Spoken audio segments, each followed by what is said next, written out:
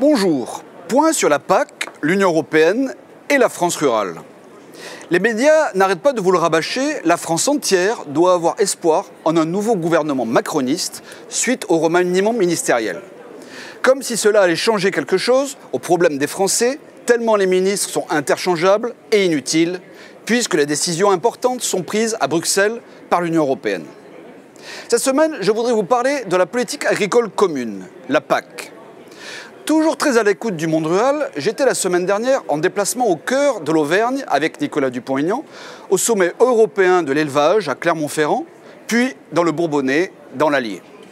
Pendant 2 jours, j'ai encore pu constater la résignation et même le désespoir des éleveurs et des agriculteurs de ne pas pouvoir vivre dignement de leur travail. Tous les 12 jours, un agriculteur se donne la mort. C'est un drame pour la France. Le constat est clair, nos paysans sont abandonnés par les dirigeants français aux intérêts privés des multinationales et à la concurrence déloyale mondiale depuis des décennies. C'est quotidiennement que les gouvernements successifs, vendus au modèle ultralibéral, sans frontières, depuis Chirac en 1973, puis l'UMPS et aujourd'hui Macron, qui trahissent ces héros de la nation. Une trahison politique car les agriculteurs et éleveurs ont perdu les prix planchers garantis par l'État, troqués contre le miroir aux alouettes des primes de la PAC. Les professionnels ont été littéralement livrés à l'ogre des marchés financiers et aux banques d'affaires qui depuis spéculent scandaleusement sur les cours mondiaux des produits alimentaires. Avant les élections européennes de 2019, le commissaire européen à l'agriculture, M. Phil Hogan, et Jean-Claude Juncker, le président de la Commission européenne, accélèrent pour faire adopter la réforme de la PAC 2021-2028. Cette nouvelle PAC doit mettre fin aux quotas laitiers et sucriers, ce qui est mauvais pour les producteurs laitiers et l'outre-mer français. Et ainsi aussi également préparer l'ouverture de la concurrence canadienne avec le traité de libre-échange, le CETA. Suivra après la prochaine concurrence du Brésil et de l'Argentine avec l'accord du Mercosur.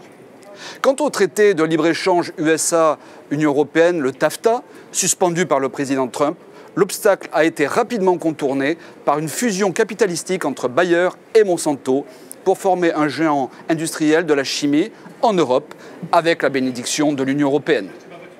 Bref, les agriculteurs et leurs terroirs sont victimes du dogme de libre-échange sauvage imposé par l'Union européenne. Toujours plus d'ouverture des frontières économiques, toujours moins de droits de douane pour réguler le commerce et toujours plus de concurrence déloyale tirant vers le bas les prix et la qualité des produits. Enfin, le montant du budget de la PAC dans les 27 pays de l'Union européenne va être diminué de 40 milliards d'euros sur la période 2021-2028, réduisant encore plus la part de la France.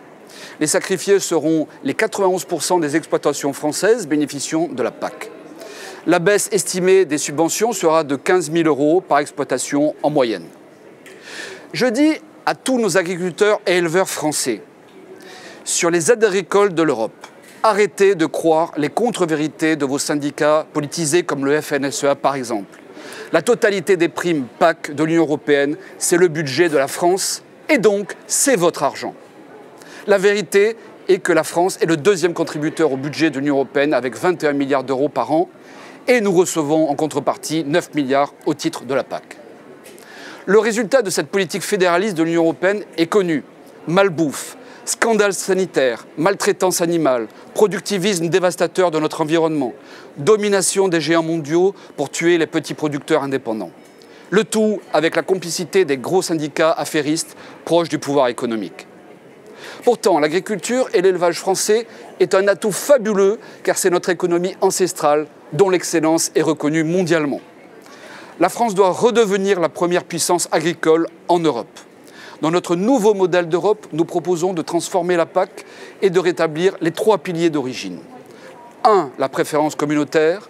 2. Les prix minimum garantis et rémunérateurs pour les producteurs. Et 3. Les quotas de production.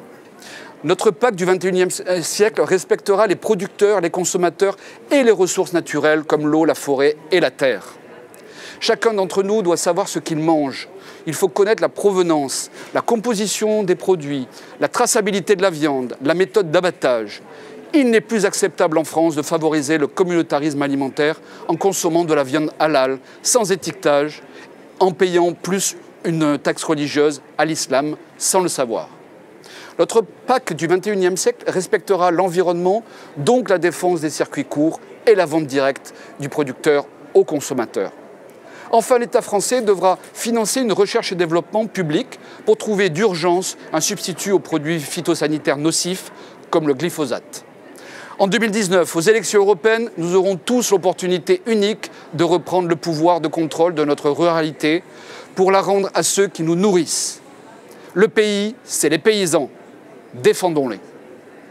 À bientôt.